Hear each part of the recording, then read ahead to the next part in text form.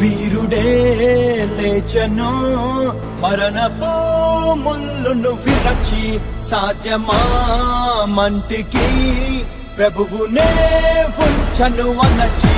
వీరుడే లేచెను మరణపు ముళ్ళును విరచి సాధ్యమా మంటికి ప్రభువునే ఉంచను అనచి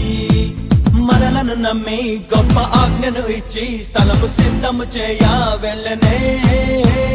ఆత్మను పంపి తన శక్తితో నింపి తనకు సాక్షులుగా మనల చేసనే